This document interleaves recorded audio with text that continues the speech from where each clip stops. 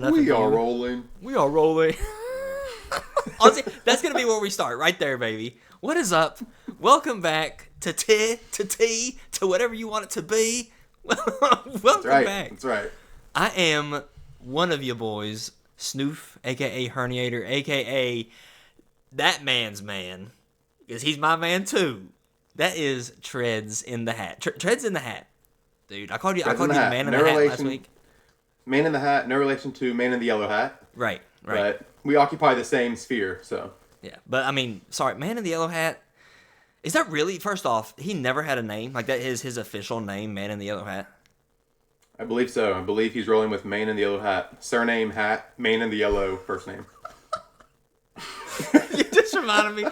I went back, like, this week and was watching that, like, clip I spliced together of Impractical Jokers quotes that I say, like, daily. The challenge where, like, they come out in different costumes and they gotta act, not get caught. And Q, who reminds me 100% of you, comes out as Colonel Sanders. And she says, "What's your name?" He goes, "First name Colonel, last name Sanders." He's so into it, dude. So stupid. Oh my god. So I love that you think I remind you of Q, because he's far and away my favorite Joker. I hope I can emulate his type of humor. It's the dryness. It's the most of the time. A lot of people give Joe credit for, like, oh, Joe never loses or whatever. I think, honestly, if you look, I think Q is, like, right there with him. I'm like, they just don't lose. But Q might do it, like, in a drier way. So Joe with the scoop, potatoes, like, that gets the clip. But Q with the dryness, he doesn't care. He'll just go out and do it, and I love that. Yeah. He's great. Me too. I love it. Agreed. We'll definitely have to talk about that at some point. Some love to that show. I have long said, dude, I would love it so much if you gave somebody a camera. Put me out there, put you out there, put our friend the doctor out there, put one of our brothers out there, put both of our brothers out there, whatever, and do Impractical Jokers, because it'd be so good at it. It'd be so funny. Yeah. It's a dream. Those guys lived the dream. Or they lived it anyway. Some of them are still living it, but it's insane. R.I.P. to those who are not. Correct, yes. Rest their souls. But no, it's incredible. And we won't talk about the Jokers too much now, but real quick, because I've said this for years and years, please can we not get some type of crossover with Whose Line Is It Anyway? Because those two groups working with each other would be so good. Because so good. That's where the Jokers started. They were the Tenderloins, is what they called themselves, and they were an improv group. Have them on an episode of Whose Line, then have a couple of the Whose Line guys join them for an episode of Impractical Jokers. It'd be great both ways. I want to see both. That's one of the best ideas you've ever had. That's one of the best ideas you've ever had. And you've had some doozies. I don't... Two good ideas, and that's one of them. What? Why hasn't that, like... Has nobody else floated around that idea? What price are they wanting? Is there a ridiculous price? What is it? That'd be fantastic, dude. Oh, my God. Yeah, I would love to see it, but... Especially the Whose Line guys in Impractical Jokers situations. Colin Mockery and Do As You're Told would be hilarious. Ryan Style. Oh, yeah. Ryan and Q would get along so well. They both have that. And honestly, Wayne Brady has the type of energy where he would do anything too, I think. He would, yeah. Yeah. Dude. I would love it. But that's a fantastic idea. We'll see. We're going to write that in, and that's got to happen. It's got to happen, dude. They're listening to this, surely, so. Yeah, we know. Thank you. What's up, Colin? Love you, Wayne.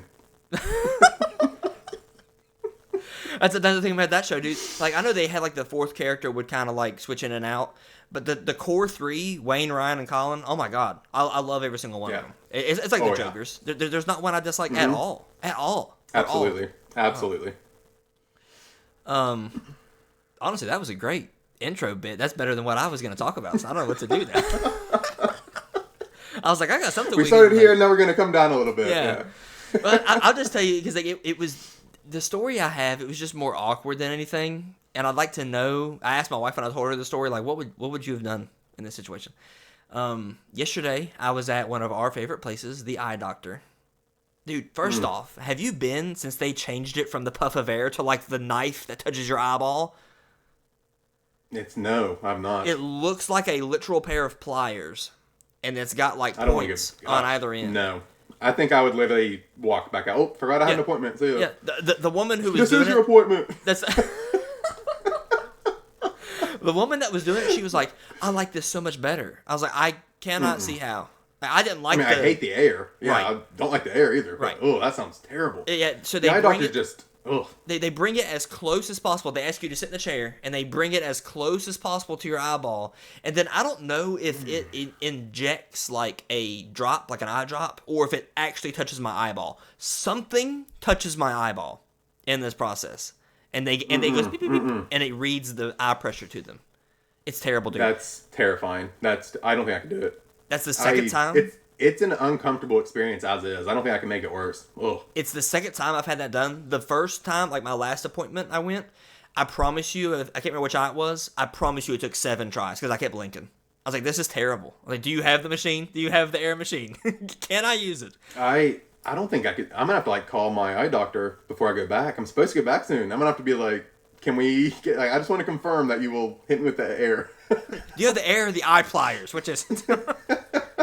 It's terrible, dude. So that, in all of its glory, that happened. Then you go through the great test, which I think 100% is a test of 1, 2, 3, or 4. 1 or 2. 1 or 2. And it's the same exact thing. I'm like, oh. Yeah, and I feel stupid. I did find out, I'm more sure after this appointment that it is a test, because then the doctor was looking at like the numbers, like the result of all her 1, 2s, 3, 4s, and she was comparing that to my current prescription. So I was like, oh, it says on that thing, like, yeah, like negative 150, 175, like all this stuff. So I'm always afraid it's going to be like, you said 1, but then I literally showed you the same 2 clips and you said... Yeah. Oh, I almost guarantee. Because sometimes it's exactly the same. I'm like, what are you doing? Yeah. Like, and they're like, okay, well, let me show you again then so you can get the difference. I'm like, I none. have no idea. Yeah.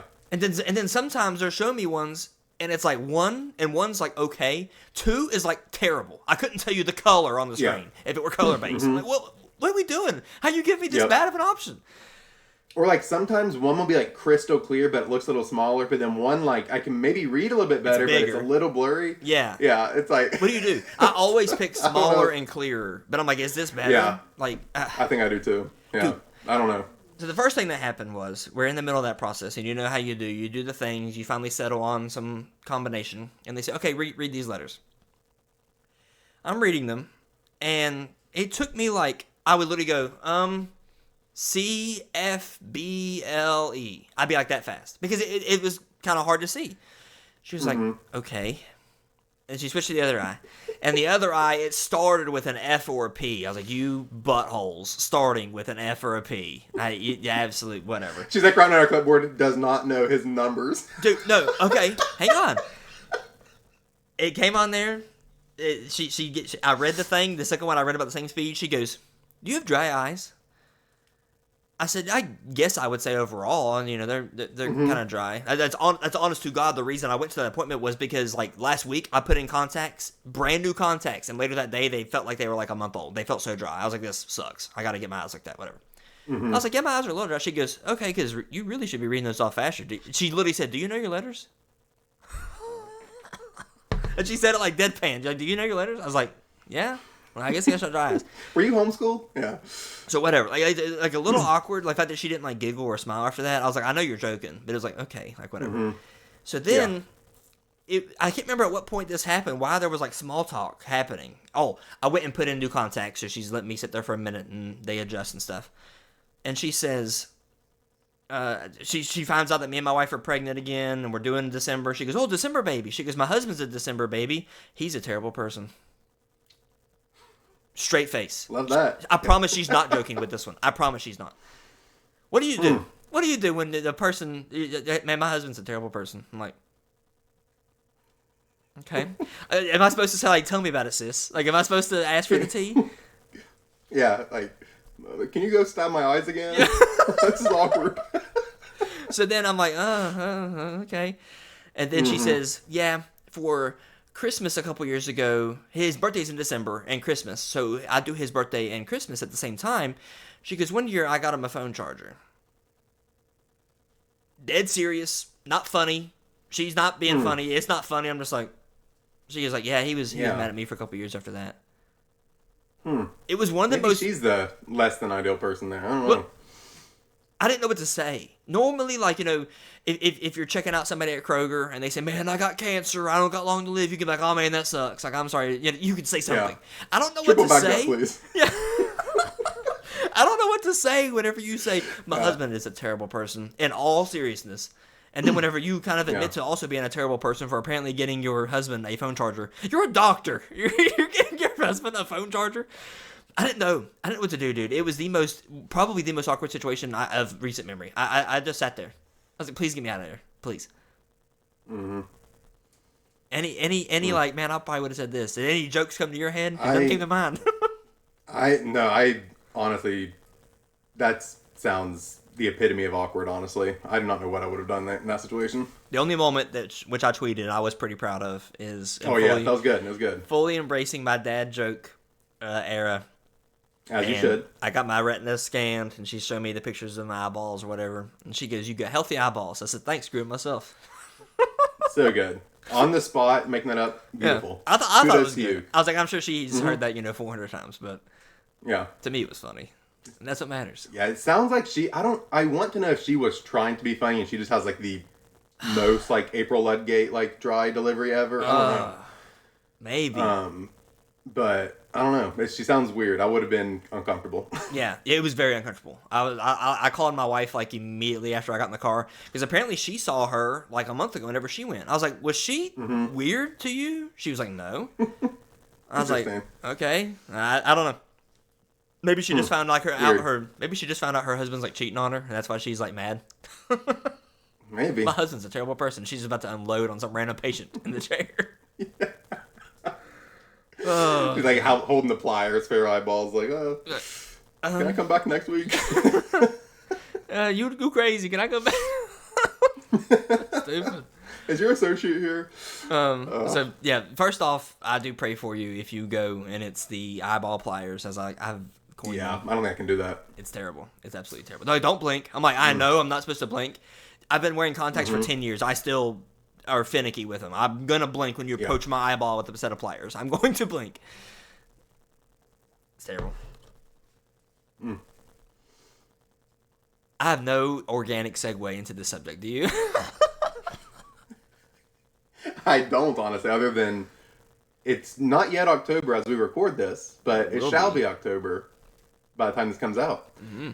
Which means that it's, time to start getting into the mood of some October-y things. And with that, I think one thing that, as we will talk a lot about on this show, is different movies and movies we love.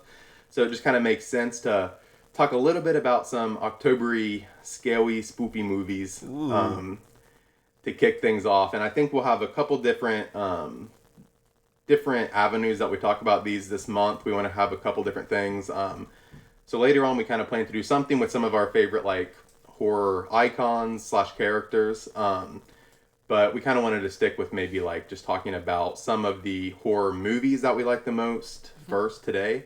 I know it's a genre that you kind of hold close to your heart far more than I do. I can talk about my experience with horror movies and my general outlook as we continue, but anything you want to add as we start things off? No, dude, first off, I am excited. I'm very proud of you. I read your recent Letterboxd entries. I'm like, wow, he's doing it. He's watching like classic slashers, which classic slashers are obviously like they're more, they're spooky for sure, but they're not, some of the stuff we see today where it's like literal heart rate raising and stuff. So yeah, but overall, I'm happy to see you entering the horror stage a little bit. I'm excited for where your journey goes. So I'm just excited to be here, pal. Because you just said some of my favorite things. So right, as a movie fan, I definitely pride myself's not really the right word, but I do enjoy like testing my limits and trying out some different genres, and I do find myself enjoying most genres. But with that being said, I will say that horror is the genre that I've kind of largely avoided for most of my life. At least like your traditional, like what you think of as like modern horror, especially. It's not really what I go to the theater and see or like watch at home. And I don't really have like great reasons. I understand the feeling of like that like kind of thrill of being scared when you're watching something. Mm-hmm. It's just not something that necessarily is all that appealing to me. Like it is, I do understand the thrill. I just don't necessarily seek that out when I'm watching my movies typically. With that being said, though, there are some like horror movies, and as we discuss these today, you might see I'm kind of bending the genre a little bit with some of the ones that I choose.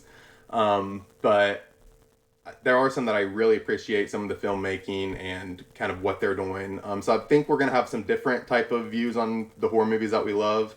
But with that being said, I'm excited to talk about some of the ones that I do hold dear to my heart, even in a genre that I'm still largely kind of still haven't explored much of, at least some of the classics. Yeah, I'm excited. I mean, first off, I do want to ask you a question that I don't think will spoil anything or whatever. I saw in your review of what you talked about earlier, you said something about you've seen some of the Halloweens. Have you seen any of the recent Halloweens, like from 2018 on? I'm not. Okay, they are some of my favorites. I'm really excited for you to get to those. Yeah, I definitely need to test it out with Halloween. I've seen the original Halloween, and then I don't remember. I saw another one of those early ones. I don't. I know one of those first few isn't even like Michael Myers. I don't remember which one that is. I have not seen that one. Right. I've seen like at least two of the old ones. Then I watched like the H2O or whatever that was. That's like I don't know when that was either. Yeah. 90s maybe. And then I think I watched like the Rob Zombie Halloween from like early 2000s or 2010 maybe. Yeah. Somewhere around there. I think there were two of them. I think I only watched the first one though. And that's kind of all I've seen of Halloween, other than some clips and stuff here and there. I've definitely, of the typical like slashers, I've seen more Friday the 13th than any of them, I think. I watched a lot of those with my dad. I don't think I've seen all of them because I think there's a ton of them. Like at least but 10, I've seen... Yeah, I've probably seen over half. I would assume I've seen 6 or 7. I think of those. They kind of get goofier and goofier as it goes on. Yeah. But I have seen a good chunk of those. But other than that, a lot of the slashers I've not watched. Okay. I definitely the new trilogy of Halloween. I think it was 2018, 2019, and then like 2021, whatever the last one was. The first two are fantastic. Halloween Ends, the last one, is a disgrace. I hate it. If you want to skip it, I've kind of heard that. It's another one of those, like you just said, it's not Michael Myers. It's not. So it's just like, and I'm sorry, that's what I watched Halloween for. Like, what are we doing? You're going to watch the next Alien movie. There's no aliens in it. What? What are we doing? Yeah. So, all that to say, what we're doing tonight is not a draft. It's not a competition at all. We pick some categories, such as a movie that maybe scared you the most, or one that had your favorite twist. We'll go through the categories, and we're just going to give our individual input on those, our individual answers, and talk about them a little bit. I have my answers in the order I sent them to you. I assume you might have done the same. Is that the order you want to go in, or is there a certain like first one you want to do? I honestly was right. My notes are kind of scrambled all over the place. I don't even remember the order that you sent them in. So if you want, I don't have a preference on the order. So whatever you want to roll through, like I know which one of these are for which one, so I can talk about whatever. So I think we can just go through the order then. So the first one we have is just overall, which one scared you the most? And I'm excited to see what your input is for this. We do have a second category of as kids, because everyone has that movie that scared you to death as a kid that once you grew up, you're like, this is what scared me, and it's honestly kind of funny. So I want to know, pal, I want to know what movie you put down as scared you the most. So this is the hardest one of all of our categories for me to answer, because I have largely avoided the horror genre. There's so many that I probably would terrify me that I just have never visited. Couple that when I was really young, which maybe doesn't even really count. Scooby-Doo on Zombie Island, my sister and I would hide that VHS in the back of the bottom. Dude, I'm so happy you said that. I did that with mine too. The movie that scared me as a kid, it was at the bottom of my VHS tapes. Yeah. Really? Yeah. Yeah, no, we loved it, but it was terrifying. Like we loved Scooby-Doo, and like that one we'd watch, like we'd get brave enough to try it like once a year, and it'd be like, oh, like we'd be so scared. For years, literally for the past like 5 years, every October I'm like, I want to rewatch it, and I just haven't got around to it. So maybe this year I'll try to rewatch that. Be cool. The other one that I just want to give a quick shout out to, it's not even horror at all, but just if I think about my childhood, and the one image that was like burned into my brain from a movie that was terrifying to me was from Raiders of the Lost Ark, which is a movie I always loved. But at the end of the movie, maybe we can put a little picture of this up. The villain's face like melts off, and the effects are not the best as of today's, but like the way literally his face melts off, and he kind of like he turns into like it's not when he's a skeleton that's scary. It's like in the middle stage when it's like white melty. It terrified me as a kid. Yeah. So kid me who loved that movie, loved the movie, that image was burned into my brain. That's freaky. The more modern, yeah. my most modern answer, and this isn't really a horror movie either, so you might want to throw a flag on me here. But the movie that literally scares me more than any other movie was Prisoners. That Hugh Jackman, Jake Gyllenhaal movie. It's so real, like that. The terror of like your kids being abducted, and it's the most real I've ever seen that portrayed in a movie. It was like that. My heart never stopped beating that whole movie, and I literally like wanted to turn the movie off. I was so like just uncomfortable, but it was fantastic. So that might not be like a horror movie, but that's kind of scared me the most. I'll allow it. I do think I think that would probably be classified as a thriller, which obviously does the same thing. It raises your heart rate. It's what would you do in this situation? That's why thrillers are my favorite genre. I love placing myself. Prisoners is a great movie for that. What would you do? Would you kidnap the guy and try to force information out of him? Like whose side are you on? It's fantastic. I love that movie. The acting is phenomenal in that movie. Yeah, it's so good. Hugh Jackman should have won an Oscar. He didn't even get nominated for that performance, which is absurd. It's insane. Absurd. It's such a good movie. Yeah. I'm not gonna flag you for that. I think it's fantastic. I have a couple here that thriller and horror kind of overlap a lot. I feel like often. So that one is definitely the most. A couple of the other ones that also kind of share the thriller tag on my list, they still also are labeled as horror as well. So I think they'll be allowed. But. Okay. Yeah. No. Yeah. For sure. Do you want to talk about? Was Scooby-Doo Island or the Zombie Island, was that your like as kids pick, or is there a more definite? Yeah, I mean on that and Raiders of the Lost Ark, I'd say were as a kid like this like those were the two that spring to my mind. But I mean honestly a lot of the Disney movies, I was terrified of Ursula. There's a couple of the like just the villains and those scared me, but Zombie Island and Raiders of the Lost Ark were the two that immediately kind of sprang to mind as like those were burned into my brain as terrifying. I've never seen that Raiders of the Lost Ark thing. That was gross. So fully support you in that. I guess I'll too lead with my kids' picks because I've got two as well. My first one, and these are both, I promise you, I buried the VHSs at the bottom of the stack. I didn't want to see them. The first one, it's so stupid, and it's not the whole movie. It's just one scene from the movie, which it sounds like that's kind of how Raiders of the Lost Ark was for you. E.T., the extraterrestrial. Whenever they're out in the corn, like they think they hear something, so they're out there looking around with flashlights, and they like come face to face with E.T. That noise he makes, and like runs off, dude, terrified me as a kid.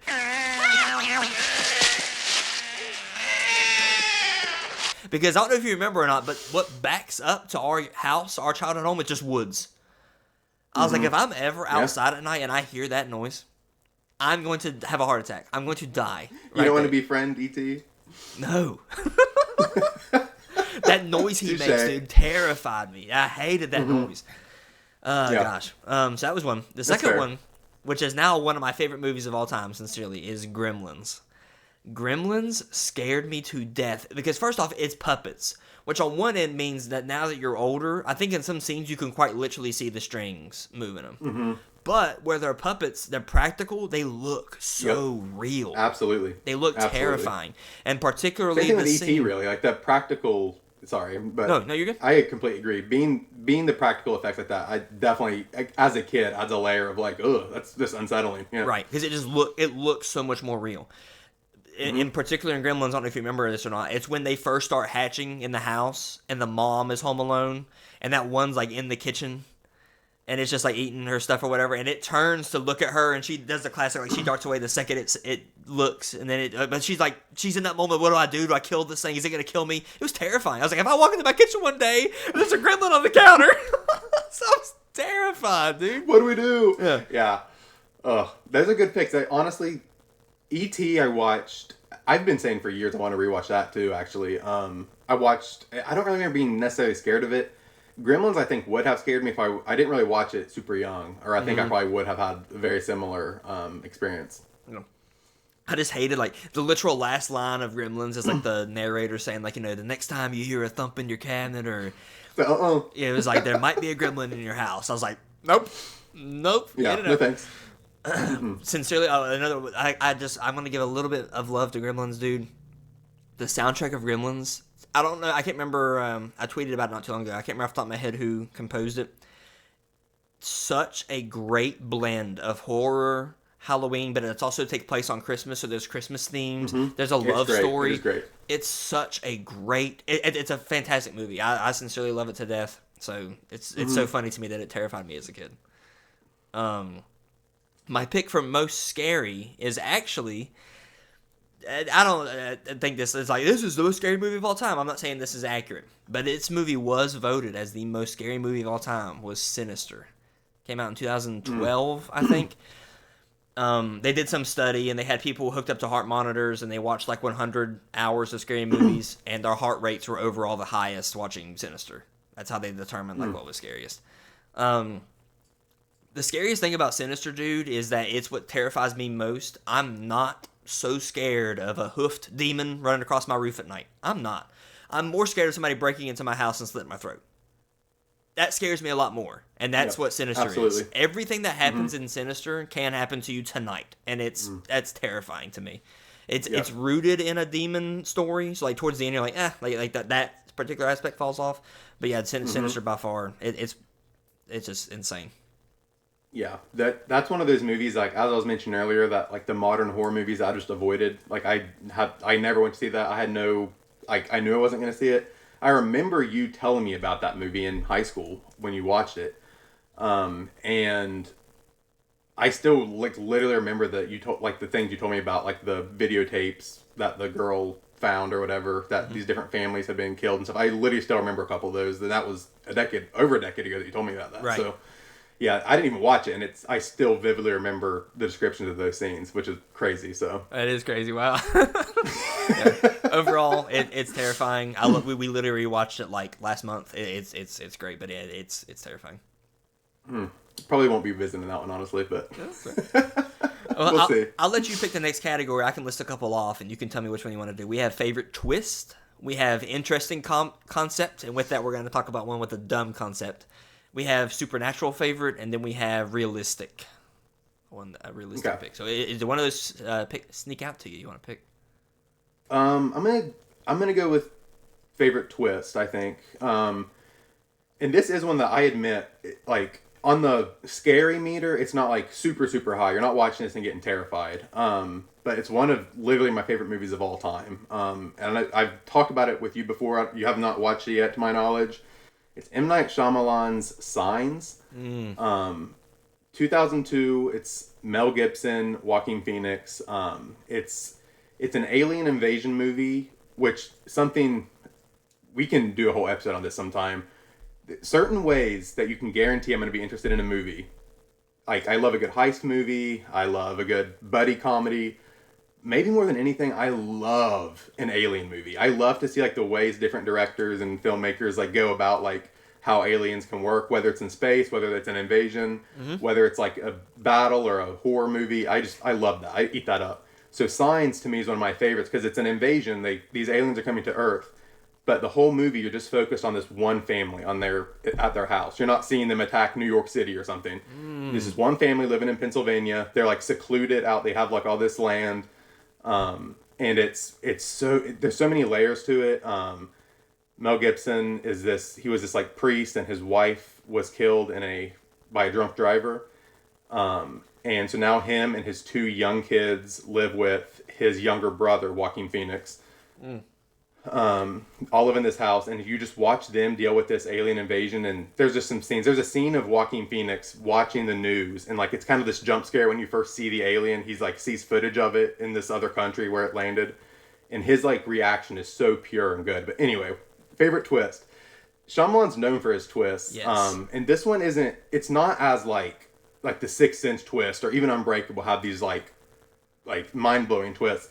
This is less of a huge narrative twist like that, and more so a twist in the entire way you viewed everything that came before it in the movie. Even the title of the movie being Signs, you realize that everything that was planted in the movie was leading up to why ultimately his family is able to survive this attack by the aliens. Down to his son deals with this bad asthma, and you think it's this terrible thing, and his daughter's doing this weird thing where she's leaving glasses of water all around the house because she thinks it's dusty or something, and everything, even his wife's dying words when she died, everything comes back around, ties in to make this whole whole thing shift, and you realize that the movie's really about like faith and him like moving on after his wife's death, and you know, it's so good. It's incredible. It's unsettling in ways, but it has that Shyamalan kind of humor in there as well. Yeah. And the twist is just the way you just completely reconceptualize everything you've seen is glorious in that movie, in my opinion. So I put it there, even though it's not like one of those like mind blowing like narrative twists necessarily. Right. I do. I love M. Night Shyamalan. I haven't watched a whole lot of his stuff, especially compared to you, but what I have seen, I have loved. Yeah. So that is high on my on my wish list, on my like. I think you would really enjoy it. I do. Yeah. I definitely, especially like what you just described it as, because that is my wife's favorite type of movie. Not necessarily like alien invasion, but just like Doomsday. The world is ending.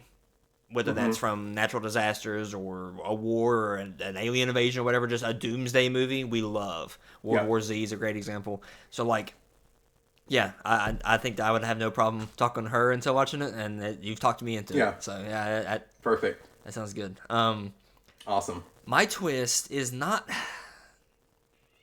whenever I remembered this being a twist, I was like, oh, yeah, that was a twist. So, it's definitely, like, I don't think it's necessarily as memorable, especially as what you're saying.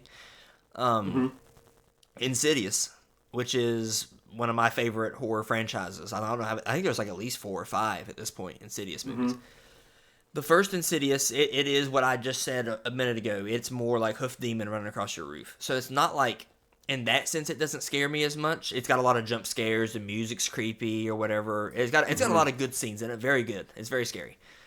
But the twist of Insidious at the end, that you find out who you thought was like possessed the entire time was not. It was somebody else.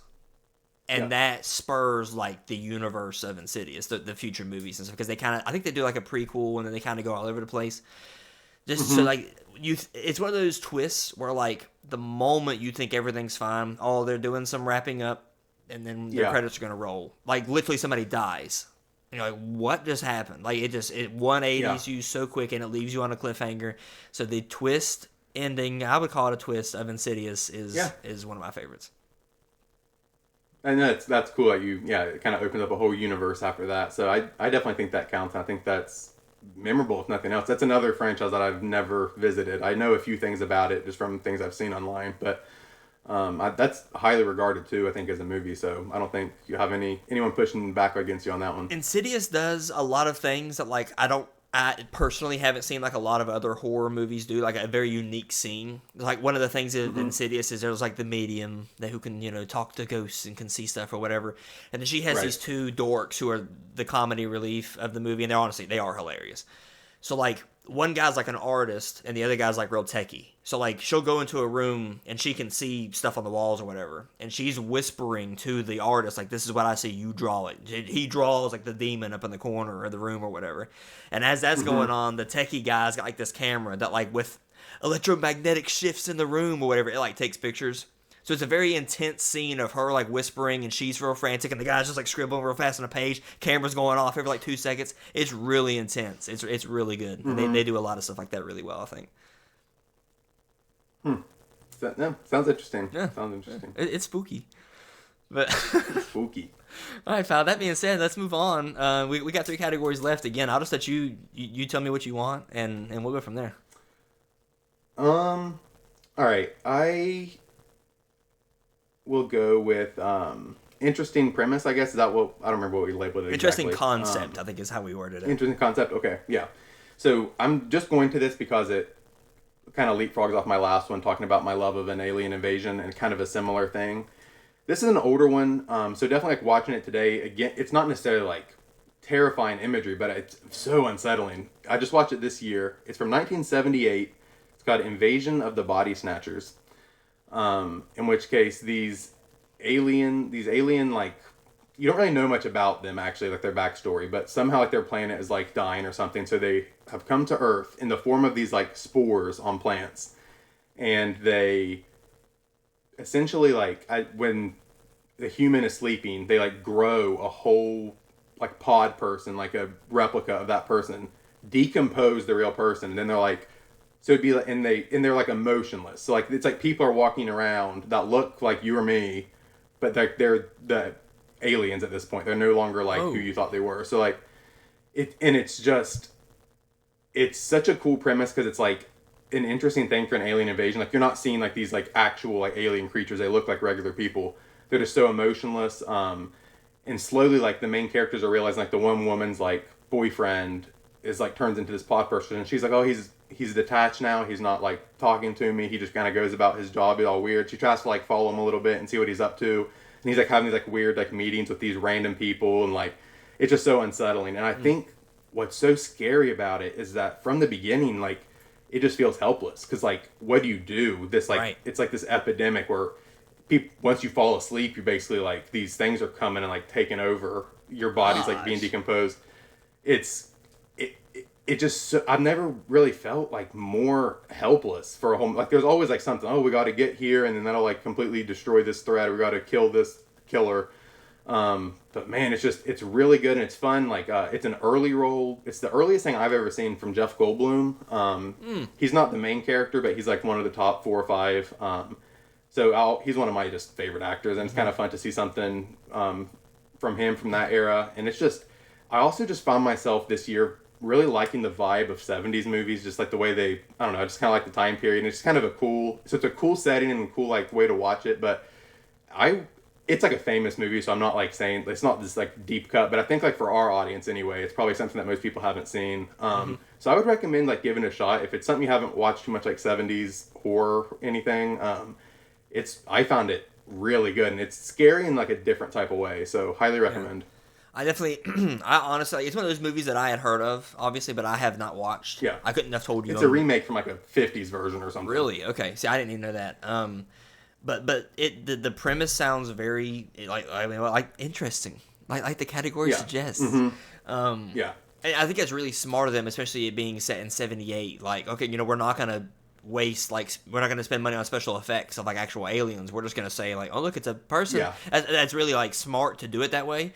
Like, I don't know. It sounds like a really interesting synopsis you just now gave. So yeah, that will be added to my list because I'm down for any. The one, real quick, just because you mentioned the special effects, the one like 2 seconds in the movie that has a special effect is you kind of laugh out loud because it's out of nowhere. Where they literally have no idea like what the human life and everything's like, what things are like. So it gets mixed up. This homeless guy that they like decompose and are taking his body had fallen asleep with like his dog or something. So like the way they like re-engineer the body, it's this dog that runs up and it has this old man's face on it. And it's hilarious. It's scary in its own way because it's like it shows you how just these alien creatures just aren't even like in tune with people. But That's it's like freaky. it's kind of funny when it's and like the music's playing weird and this dog runs up. It's just like it's kind of a jump scare, but also a jump laugh in a way. It's just kind of funny. That's scary looking. Oh my god! Oh my god! I just watched a GIF of it. You gotta watch like with the sounds and stuff too. It's even better. Yeah. So maybe we'll throw a clip of that up or something too. It's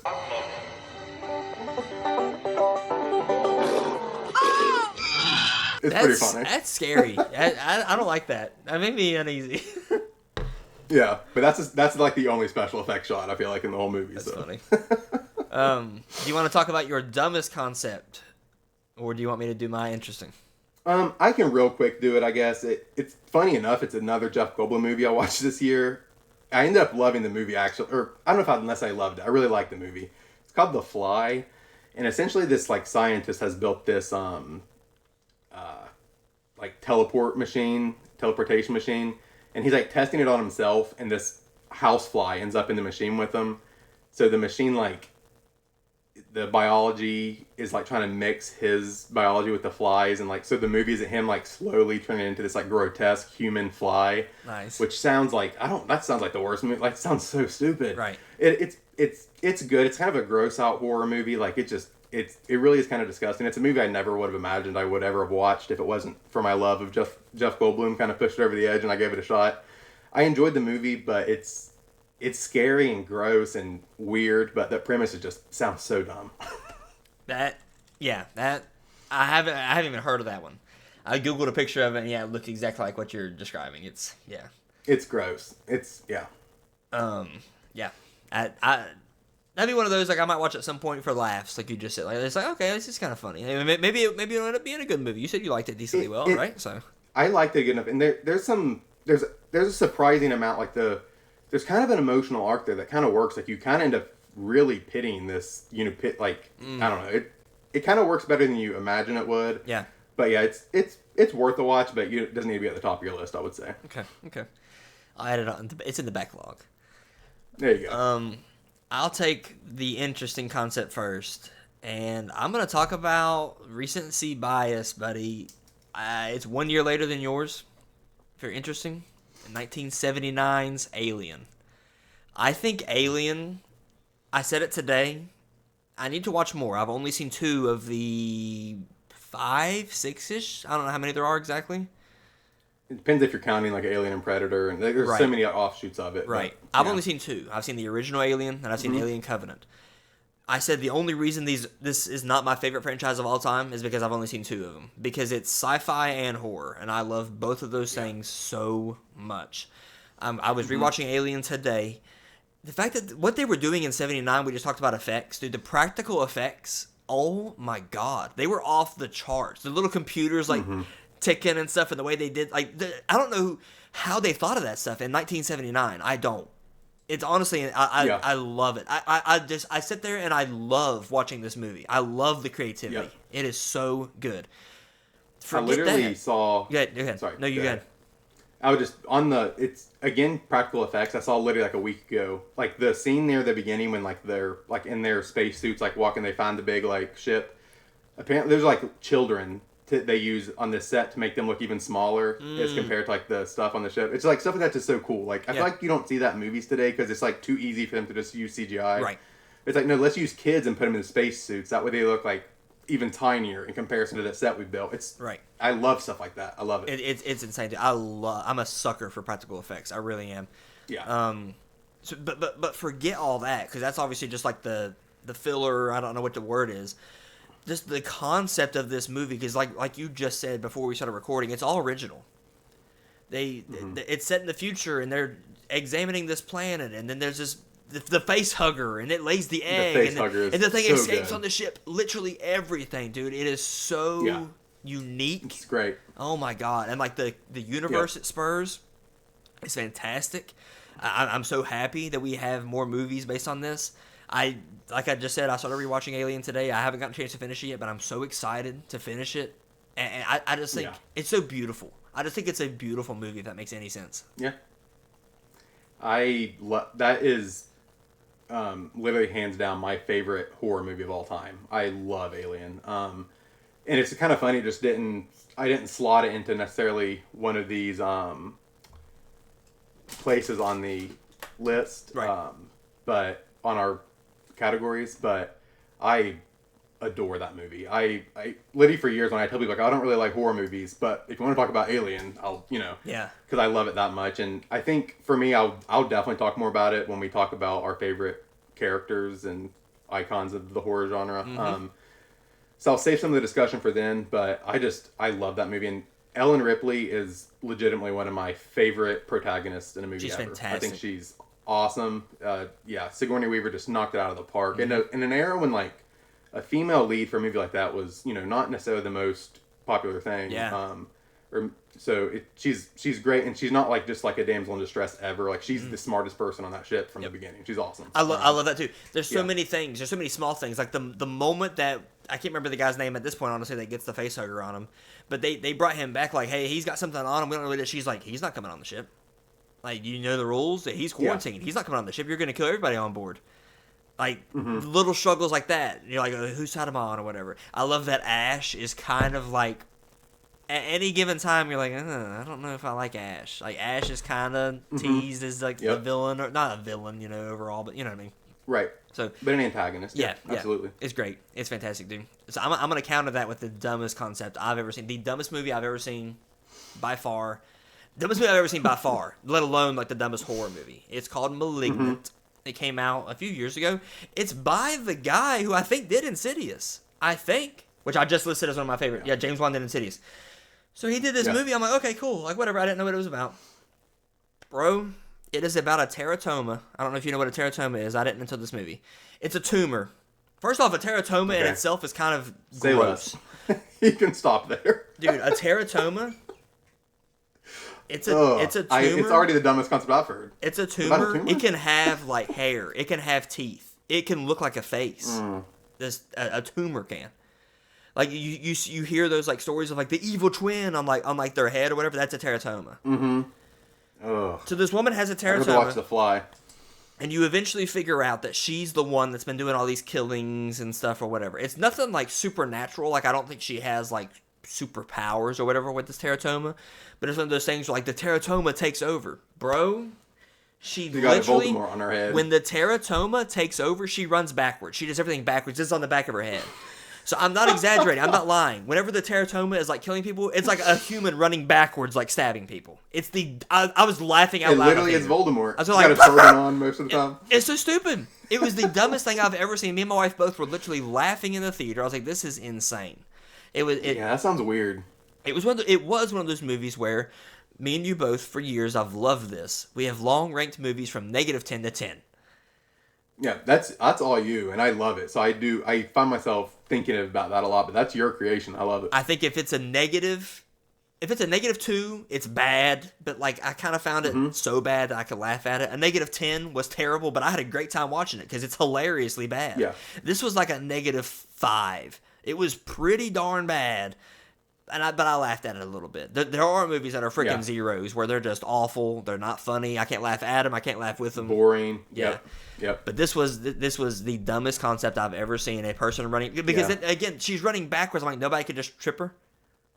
You can't even I can't even imagine. Yeah. Yeah, it was insane, dude. So It was weird. insanely stupid, especially from James Wan, who did something like Insidious, which I just gave so much praise to. I was like, bro, what are we doing? Right. There you have it. Weird. There you have it. We got 2 left, pal. Which one do you want to do first? 2 left. I think we'll go with the supernatural one first. Honestly, this is... If I say I'm not a huge horror fan, it's even this genre, I'm even less of a fan generally. I don't really seek these out at all. Right. And this is another one that maybe isn't like the most like terrifying pick, but I'm going back to my boy Shyamalan and the famous phrase, "I see dead people." Terrifying. I remember that as a kid too. Like we played Seen It. I don't know if you ever played Seen It. Like I think so. Yeah, it's like it showed you a clip. Like it came with like a DVD, and you'd like watch a 30-second clip of a movie and have to guess, or I don't remember all the rules, but that was one of the movies on there. And I was a kid, I was like, what the heck? But in the past few years, I finally have watched that movie because I am a huge M. Night Shyamalan supporter. He doesn't always hit, but he always swings. Is what I say about Shyamalan. And The Sixth Sense put him on the map. What a phrase. And it's a beautiful movie. Like it's phenomenal. If you haven't seen The Sixth Sense, please go watch it. It's one of the best twist endings of all time. If you don't know the twist ending, it'll rock your world. And if you do know the twist ending, I promise it's almost better to watch it after you know it, because all the little details that are showing you things about the twist later, it's awesome. It's so good. Yeah. And but the supernaturalness, this little kid played by Haley Joel Osment, is I think far and away the best kid performance I've ever seen. He's so good at playing this, like he's scared of these ghosts that he's able to see that no one else is able to see, but he's also very like competent and in control, and willing to figure out like how he can get over this and what if he's supposed to be helping in some way.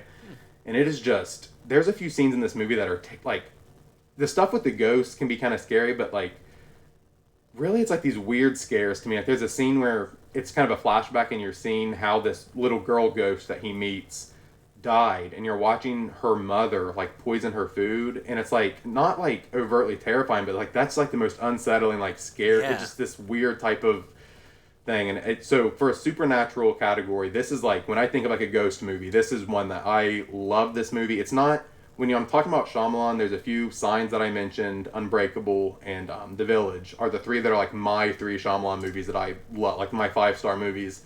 The Sixth Sense is right there at like a 4.5 if I'm ranking it. It's right behind it.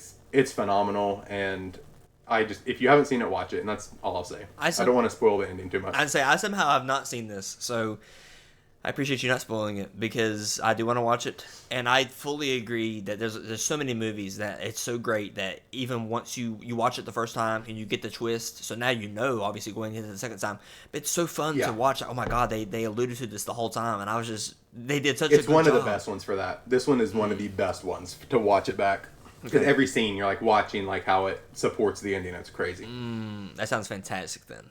I definitely... Yeah. So would you overall, for a person like me who has not seen either Signs or that, which one would you more recommend if you had to pick one? I mean, Signs I just love more, I think. Just a little... Signs is literally, if I'm... Like, gun to my head, if I'm picking 10 favorite movies, Signs might be on it, to be honest with you. Okay. I love it that much. Okay. I love Signs, which that might be... I think generally, Sixth Sense might be rated higher from most people, honestly, to be fair. But Signs is just one that I just personally love, so I would probably rank that slightly above it, but The Sixth Sense is right there. Like, it's essentially a perfect movie, I think, so... Okay. I'll have to check out both of those. I will report back. Yeah. Please do.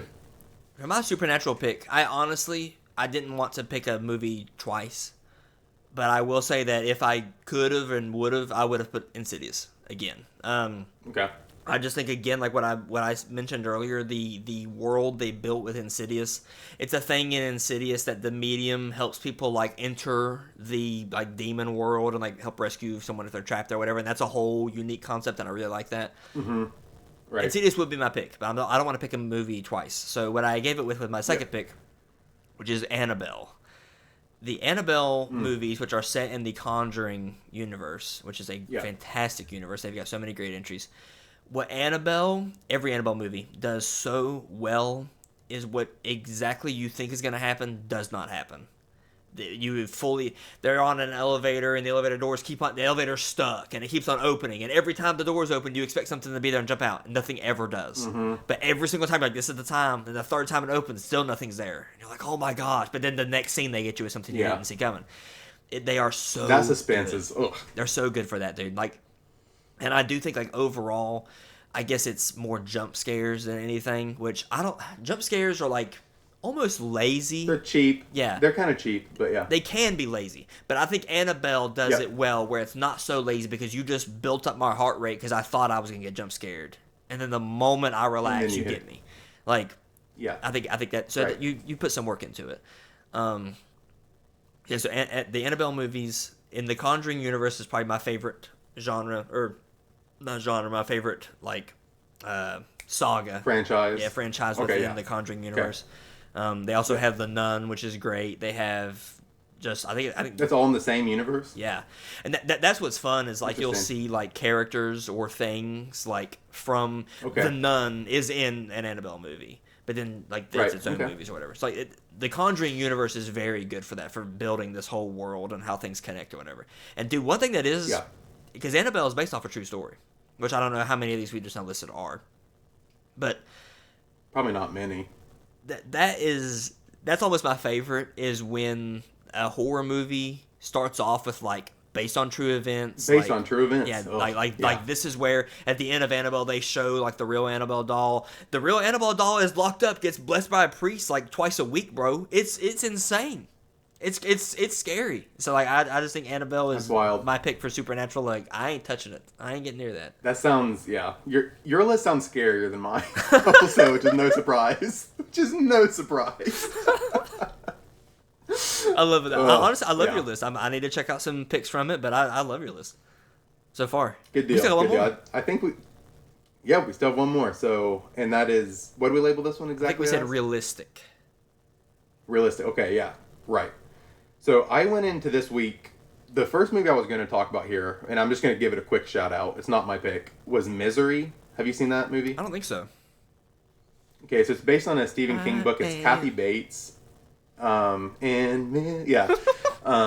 Anyway, so this author is like, it's been a few years since I've seen it, but he's like crashed his car in a snowstorm or something, and his like biggest fan, played by Kathy Bates, this like Family Guy did the thing on this. Yes. Yeah. Okay. Yes. It's a famous movie, and so it's really, really good. I'm not going to waste too much time talking about it since it's not my pick, but it's very kind of realistic. This like psychotic fan kidnaps him, and she's like forcing him to change the ending of the book or something. Kathy Bates, dude. I want to see it. It's the best. Oh, dude, you would love it. It's the best I've ever seen Kathy Bates. She's phenomenal in this. It's really, really good. And it's realistic because it's like this psycho fan kidnaps him, and she's doing all this stuff, like ties him to the bed and stuff. It's so good.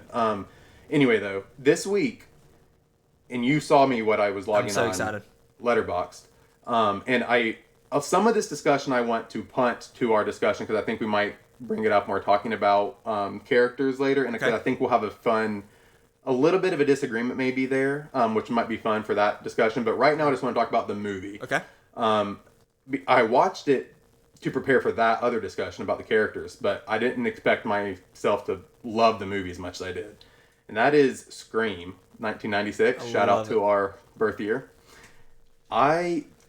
Recency bias is something that I'm always aware of talking about movies. So that might be some of this, but because I haven't really ventured into that many horror movies, I think I can confidently say this.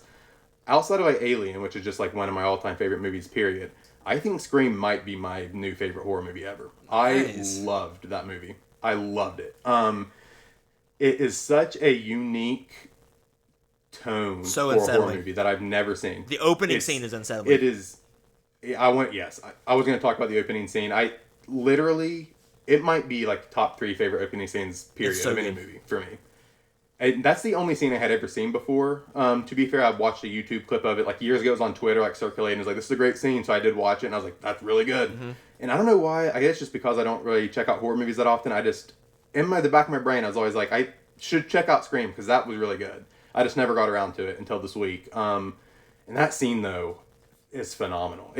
I love the way, even on the poster, it's Drew Barrymore. So you think like the movie introduces her, and it's like, okay, like this is the girl we're gonna follow for this movie. She can be the main character. She dies 12 minutes into the movie. It's right off the bat, it's crazy, but it's scary. The phone call, which now is kind of becoming more of a trope in these horror movies that maybe isn't as exciting. But back in '96, I think this was probably more fresh. Mm-hmm. This scary phone call, I can see that this like kind of like flirty conversation talking about horror movies at first, and she's got the popcorn burning on the stovetop, and her house is full of all these windows. It's just like, please, girl, like, why are you living in this like glass castle? This is terrifying. It's just the tension and the suspense in that scene alone is great. Mm-hmm. But this whole movie has this great like, it's unsettling and scary the whole time, but also it's kind of like poking fun at horror movies in general. Mm-hmm. I think along the way without being disrespectful, and it never like goes into like full spoof territory at all because it is still serious. People are dying and like kind of gruesome deaths. So it's not a spoof at all. I don't want to label it as that, but it's like aware of these like tropes that have kind of become jokes in horror movies, because at this point you have all those goofy Friday the 13th movies. Some of the Halloween movies have gotten goofy by this point. Mm-hmm. So it's like it's kind of making fun of that stuff, being respectful, but also it's really fun. The characters are kind of like, the dialogue's really kind of zippy and just fun. And one thing I love though is that as a Ghostface, the killer, never feels like he's like Jason Voorhees or Michael Myers, like coming at you like you can't stop him. Like he's like tripping, running up the stairs, or like he can get kicked across the face, like he knock him out. Like, which to me it makes it even scarier because you realize this is just a dude wearing a Halloween costume chasing these people around. Mm-hmm. It's so in some ways like some of the like the way it's kind of a commentary on horror movies in general maybe kind of slides out of like the most realistic movie. But still, like, just the fact that it's, like, a killer coming at you with a knife kind of falls into that just, like, realistic that I wanted to talk about. And just because it was so fresh in my mind, I really wanted to talk about it. I loved it so much. I'm working through the franchise now, seeing the first 3 to varying degrees of me liking them. Yeah. But, man, that first one I absolutely loved. And I'm excited to continue to watch the rest of the franchise. But, yeah, I don't know when you watch Scream or how frequently or whatever you've seen it, but I absolutely loved it, and I'm anxious to hear if you have any thoughts on it. So it's been a while since I've seen the original Scream, and I think it's like Alien, where I've seen the original, and then I think I saw 4 or 5, whatever came out like 5 years ago, because I think 6 like just now came out like last year. I think 6 was last year. I think maybe 5 was just like 2 years before that or something. I think they were pretty close. Okay, I did see 5, and I've seen the original. 5, minor spoiler alert, 5 starts off the same with like a phone call that turns awry. Almost all of them like, do. Dude, it's that moment, and that is where I do love the Scream movies, is because in that particular moment, it's my favorite thing about thrillers. Putting yourself in that thing, in that situation, What would I do? Oh my God, how am I going to Yep. survive? What would I do? That's my favorite thing to do with movies. So when a good thriller comes along, I love it, and I think the Screams are great thrillers. I really do. Yeah. Yeah. That the moment because there's always a pivotal moment in the phone call where you're like, oh, he's here. Yeah. He can see me. He can like whatever, and that it just Yep. delivers goosebumps every time. It's so good, dude. I think those movies are great at being like making you uneasy, making you unsure of what's going on.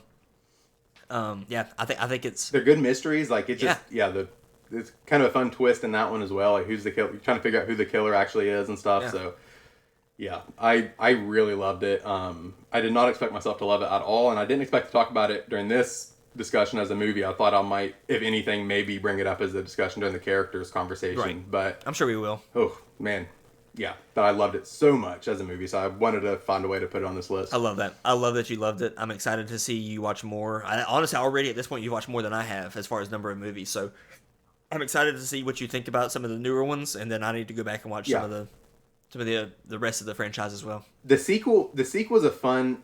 The same way the first one is like a commentary on horror movies. The sequel's kind of like poking fun at sequels, which is kind of fun. Okay.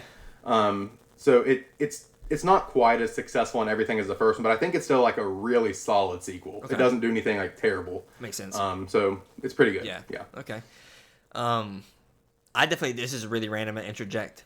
One franchise that I've not watched a second of, other than like random clips on Twitter, that I really want to watch are the scary movies. Have you watched any of those? Yeah. They look hilarious to me. There's one that I watched like years ago with like my dad, and I couldn't even tell you which one it was at this point. I remember a few scenes from it, but apparently, I don't know. I was reading about this like earlier today. Apparently, when they made Scream, the original title was going to be Scary Movie, and then they changed it to Scream. And I think it's just like some of the same people then did work on Scary Movie, which kind of makes sense because, as we were saying, Scream is kind of a commentary on horror movies in general. Right. And then it's like then it's to the extreme with Scary Movie. But yeah, they look entertaining for sure. I should check them out. It looks like our sense of humor of like a straight spoof just Yeah. being stupid. Like it really, from what I've seen, it looks like our sense of humor. So I think we really should check those out. There's like a clip of like Ghostface like out of the window of the school. He's like waving his hands, like trying to get their attention. It's just like it looks really funny. Like, him like running down the stairs, like Yeah. push like the grandma down the stairs at him or whatever. Like, yeah. it's just stupid. I really want to watch those. My realistic pick is I talked about earlier with Sinister, that technically like the killings in Sinister are realistic. They could happen to you tonight, but the movie itself is rooted around a demon. So like it's realistic, but then it doesn't become realistic at the end. My realistic pick is fully realistic the entire time. Could happen to me tonight, and I hate it. And that is The Strangers. A new one came out, I think this year maybe, or last year, and we watched it. And that movie took the cake for, like, it happens so often in these horror movies, especially the older ones, of, like, the main character is so stupid. And it's sometimes kind of painful to watch, like, why are you hiding behind the chainsaws? Leatherface is here. Like, why are you running upstairs? Yeah. Right. Yep. What are we doing? So the main characters were really bad about that in The New Strangers, and that kind of diminished the movie for me, but the New Strangers was still very realistic, whatever. But the original Strangers, which I think came out in, like, 2008, I think it was, like, a while ago. It's just people break into these people's homes, they tie them up, they beat them, and they kill them. And the most killer line, I think if you haven't heard of The Strangers, maybe you've seen this clip, because it's the clip that delivers chills from me every single time, is they got the people tied up, and somebody says, "Why are you doing this?" And they say, "Because you were home." Oh, yeah, it's terrifying, dude. Terrifying. And because realistic, there are people like that out there. There are people like that out there that are just hungry to kill. Will kill you for no good reason whatsoever. You've done nothing wrong in their eyes, but they're just going to kill you because it's fun. Terrifying. And it's one of those, it's very thriller-y in the sense of, like, you can kind of see the whole time, like, guy, like, how do you not know somebody's in your house? Your record player's playing across the house. You're not over there. Check that out. It's like it's really uneasy the entire time.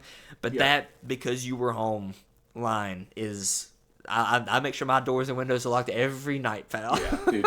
I couldn't agree more. Any type of home invasion to me is that, I agree. That's like the epitome of realistic, like, horror. And I hate it. Like, ugh. It reminds me, have you seen that movie? I think it was like a Netflix original movie, like Hush or something. I love Hush. Hush is fantastic. Okay. Yeah, I'm surprised I've seen that one. I watched it close to when it first came out. My younger sister, who likes horror movies better than me, wanted us as a family to watch that, so we kind of gave in and watched it. And it's one that it's really smart with the way it plays with some of that, because she's like deaf, She's deaf. right? Mm-hmm. Is that the whole? So like it's an interesting take on you seeing this person like kind of toy with their home invasion stuff, but she's deaf, so like the movie often like kind of cuts out audio, so you're like not hearing anything either. That it's so unsettling, and it just the way you're talking about that one just kind of reminded me of that. Maybe I hadn't thought about that one in years, but anything like that is just I hate it. I hate it, but it is very good at what it's doing. So yeah. That one's got a killer line too, because like you said about Scream, she lives in like a glass house out in the woods, so there's windows freaking everywhere. And the guy is like at her front door trying to break in, but she locks it in time. But she's face to face with the guy who's trying to kill her, and he says, "Can you read lips?" And she like nods her head, and he says, "I'm coming in tonight. I will be in your house tonight." Oh, my, what do you do? What do you do in that moment, dude? Because he already cut like the phone lines and all that crap. There ain't nothing she can do. She ain't calling for help. She's literally deaf. What are you doing? Oh, that is terrifying. No thanks. If we ever, I'm gonna go watch like Lion King tonight or something. If we ever talk about our favorite thrillers, that will be on there. Another random one I'll spoil now is I think it's called Circle. It might literally be called The Circle, but it was on Netflix. We watched from forever ago. I can't even begin to describe Circle to you. I think I've described it to you before. I don't know if you've watched it or not, but I have not. it is probably my favorite thriller of all time. As far as what I'm saying, I think it's literally called a psychological thriller, is what they tag it as, and that's where I love. What am I gonna do? How am I gonna figure this out? And it does that better than almost any. That's my favorite version of that genre. I think it's fantastic. I'll talk more about that in the future. But love it. Great pick there, honestly. So yeah, honestly, great picks all around. I think these are great picks. I think we picked fun categories to get some kind of different movies, and hopefully, if you're listening, you maybe got a movie or two you can add to your watch list and check out this month, leading up to Halloween. Yeah, it is October, baby. It is. I'm sorry, it's my favorite month of the year. I know that's probably cheating because my literal birthday's in it. I know that's cheating, but oh my god, it's not. It's not because my birthday. It's because it's Halloween and I love spookiness. It's not about you. Yeah. What? It's not about you. Never has been. I hate me, but I love Halloween. So it's oh god, I'm so excited. We're gonna do more. It's a Halloween. great month. It's just this time of year is great. It is. Yeah. We're gonna do more Halloween. We'll do like talk about. I think we said at one point, maybe like in the same episode, we'll talk about like our favorite, scary movie of all time or whatever. Like we'll delve into that a little bit. I just love it, dude. I'm so happy to see you like begin to get more and more into this genre, because you love movies and you are so good about talking about movies and appreciating things that maybe the normal person doesn't like see in them. So I'm excited to continue to talk to you about these movies, and as we watch more together or whatever, I'm so excited. No, I love it. Like I said, it's something that I do enjoy, kind of testing my own limits and seeing, trying some things out that I haven't tried before. And, there's nothing more like satisfying to me than like when I watched Scream the other night, and like I just found a movie I loved that for years I just kind of wrote off. I love that feeling. So hopefully I can find some more of those. I'm excited. I will be keeping up with your Letterboxd, and I'm gonna go. You can too. I'm with Treads out at Treads on Letterboxd. Shameless plug. I think I'm. That's right. What even am I on Letterboxd? Am I Snoof? I think you are Snoof. I think I am Snoof on Letterboxd. Or you can write us at TisItIsPod on Twitter. TisItIs. Right. TisItIs a podcast. Yes, it is. Buddy, I think those are fantastic lists. I am so excited to eventually go watch some of those and talk more about movies with you. And I'm just excited, pal. I think that's fantastic. Do you have anything final to add? I do not. I think I'm good. Anything? Last words from you? I'm gonna throw out my always peace, baby. And I will throw out my always, well, see you later.